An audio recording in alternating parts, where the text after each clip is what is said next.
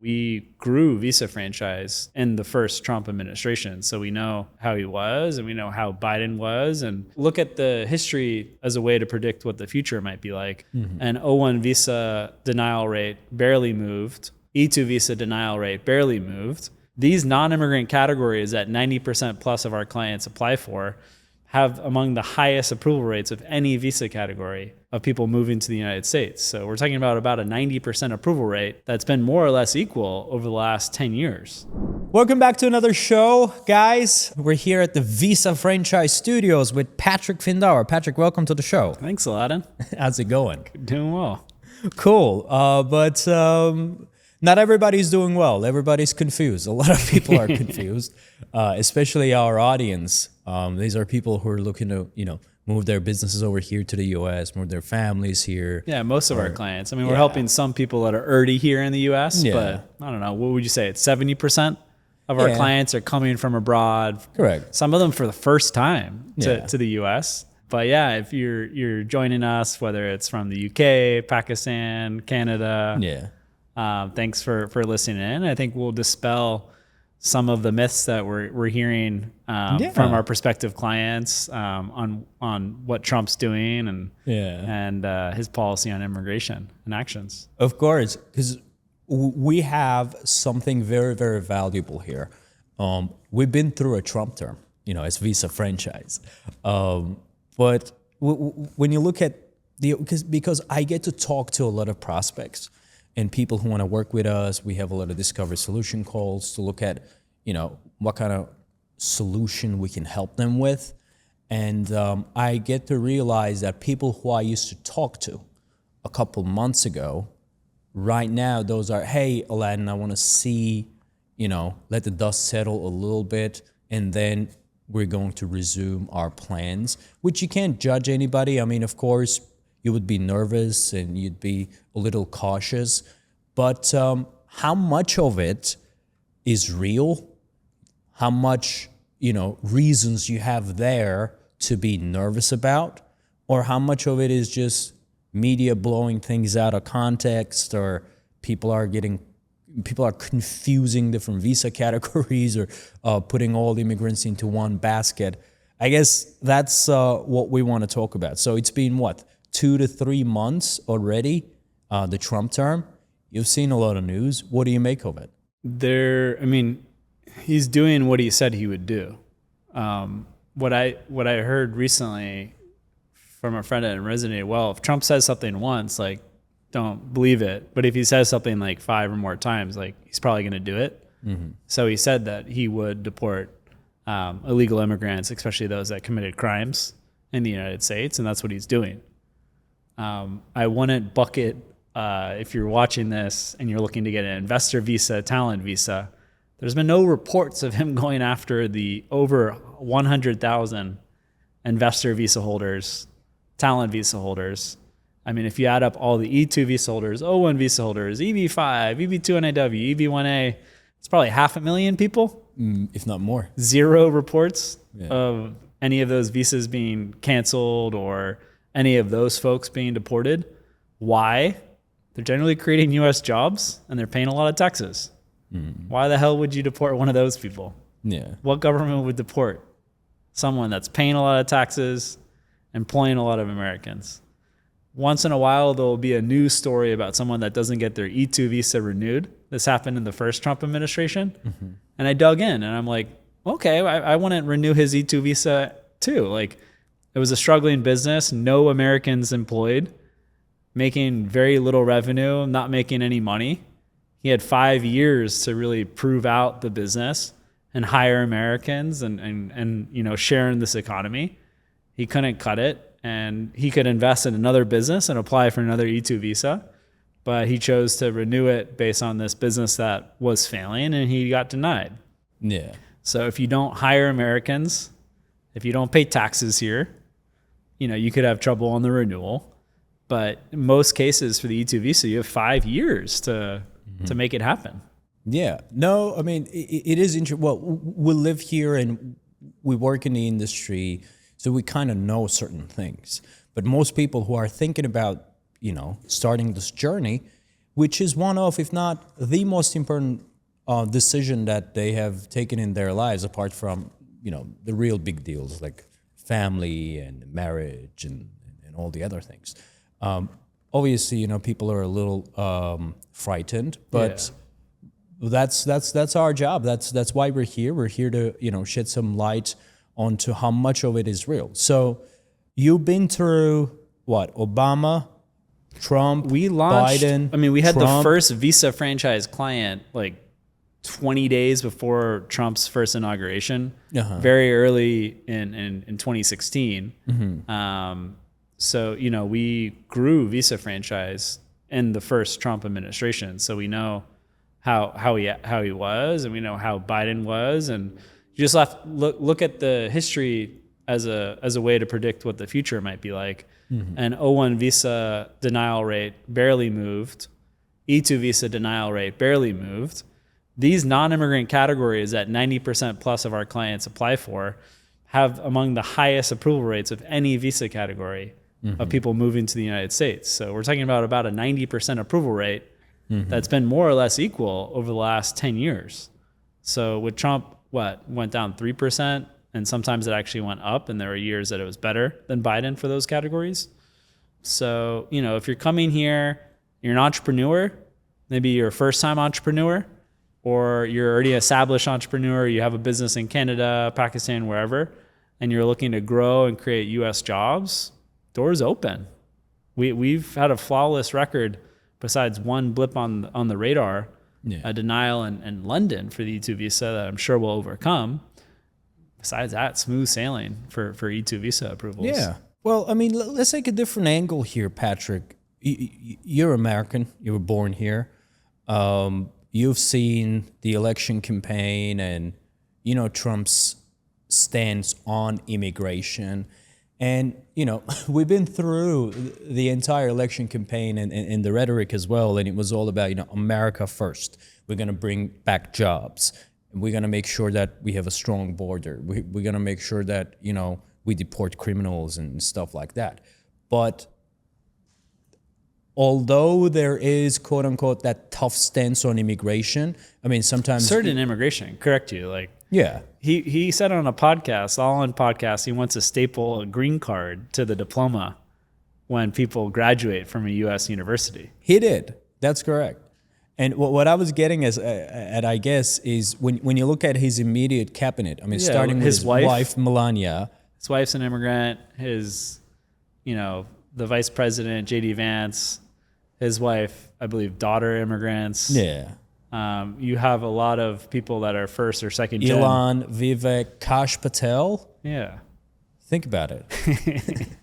So what do you make of what Trump talked about and what he has delivered, and what is he trying to do? Is he trying to scare? I think he was trying to scare foreign investors people, to come here, or scare the people so they don't illegally cross, and that basically dried up. People aren't illegally crossing the southern border. Yeah. So that was his primary tactic, was to secure the southern border, and it worked. Whether you agree with his method or not, people aren't really crossing anymore in the Mexican border. Yeah. So that was the primary focus. He used different tactics that I don't agree with all his tactics with what he did, but he definitely scared people. Like who the hell wants to cross the border and maybe go on a plane to El Salvador and be in some high security jail? Yeah. Screw that. Probably life's better at wherever you're coming from. Probably. Yeah. Hopefully. Look, this is, I understand this, but I do see and realize that, small businesses are, really the lifeblood of foreign investment that are coming here. Because big time investors are not really, you don't have Apple opening up, production, manufacturing facility here, right? They go to China, go to places like Mexico. American companies, but you do have a lot of foreign companies now. Roche is investing billions of dollars, I saw. Recently, yes. Yeah. So you have a lot of European companies investing a lot of money, all size, small to really large companies that are investing in the U.S. And they're welcome. And I think the red carpet gets rolled out to those investors and entrepreneurs, creating jobs and paying taxes. Cool. Let's play the devil's advocate here. Why would you feel concerned if you were somebody who's thinking about getting an E2 visa at the moment? What would scare you? I would be concerned about the policy changing, I guess, on how they adjudicate E2 visas, or just the delays in processing times. Yeah, but overall, would you be? I mean, I guess I'm trying to understand the logic behind it. I do understand that. Oh, okay, you might come from a certain background, and you might feel like that background as a whole is not welcomed in the country. That's regardless of the visa status or the visa that you're coming in here. But essentially, when you look at the situation as a whole, you're bringing a business here. You're investing money. You're creating jobs. What does Trump want? Trump says, okay, America first. I'm going to bring back jobs here. His policy was buy America, hire America. Okay. Buy American, hire American. For the first term. I'm coming from country XYZ. Bring my 200, 300K, 100K. I'm giving you what you want. You said America first. You want me to create jobs. I'm coming there to create jobs. I'm coming there to pay you taxes. I'm bringing in a substantial amount of investment to your country. And if I am doing this, I am probably somebody who's who's enjoyed a relative success in his life. I'm not just a guy, on the street. So why would you be against me anyway? I mean, it just doesn't make sense to me. And he's not. I don't know any president that's been in the United States against foreign investors, international investors. Oh, I understand. Cool. Let me ask you another question, and then we wrap it up. First Trump term, right? E2s, L1s, EB1As, EB1Cs, EB2 NIWs.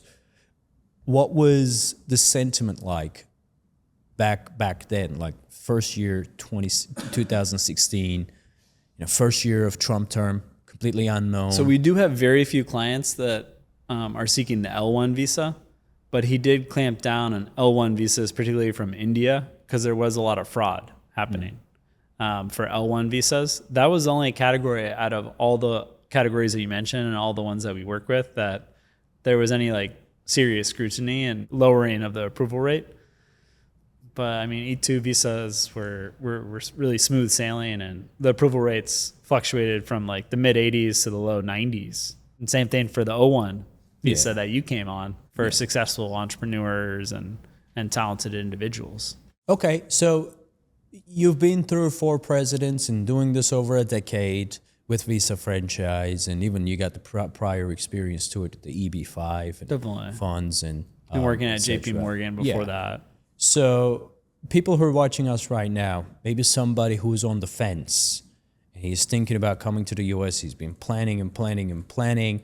Maybe he was about to commit to the journey. All of a sudden, he's hearing these US citizens being deported or people's student visas are revoked and all of that. What would be your advice? You don't need to make a decision today, but let's get started, and we'll make it easy in terms of getting the information and giving you access to the different franchise opportunities, or really understanding what investments are going to be eligible to qualify for the E2 visa. So I would say we'll go at your pace. There's no reason to not do anything, because it does take some time. It could take 3 months, could take 8 months, depending on your process. But I would say, no one can predict the future. We don't know if this is the best year to start the business, or next year, or 2027. But there are great opportunities today in the United States. And you don't want to lose out on an opportunity. So when there's turmoil, when there's fear, when the stock market goes a little lower, these are when there's opportunities. And I know of at least one investor, entrepreneur from the Middle East, importing products from China, and he is getting more business because a lot of the small operators, the buyers are afraid they might not survive, they might have issues. So yeah, he's dealing with a lot of crap, but his business will leave this crisis, this trade war, with being more powerful and might double in size. So there's always opportunities, and with a franchise brand, consumers trust it. You're coming into a franchise brand, you know, whether you're coming from abroad or you're American opening up the franchise, the American consumer sees it and trusts that brand already. And you're kind of walking into a proven business that has built trust with the U.S. consumers for some time. No, I definitely agree.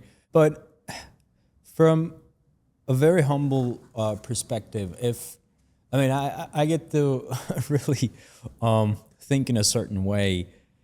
If what you're investing is about 100 grand, like barely six figures, and you have your effort, your blood, sweat, and tears, and guts and brains to invest, and you're starting a small business, I understand, the economy being up and down might affect you, but like 90% of the success factor is how much effort you put in and how creative you get and your level of integrity and skills and how much you want it. US is a $36 trillion economy, $30 trillion economy. I mean, yeah, it could be a little up, a little down. Success isn't built in months or even, a year or two. Success is built over 5-10 years. Yeah. So whether you start today or start next year, looking back 10 years from now, it's not going to really make a difference. All right, Patrick, thank you so much. Thanks for your time. Guys, everybody was confused about U.S. immigration and the rules and regulations, and we wanted to talk to Patrick Findaro and get his point of view on that. And if you found value in this video, please don't forget to give it a like. And also think about subscribing to the channel as we get to add content regularly here. And if you're interested in talking to any one of us, there's probably a link down there somewhere. You can click on it, fill out the form, and if you're eligible, we'll get on the phone with you and see what we can do together. So thanks for watching. See you in the next one.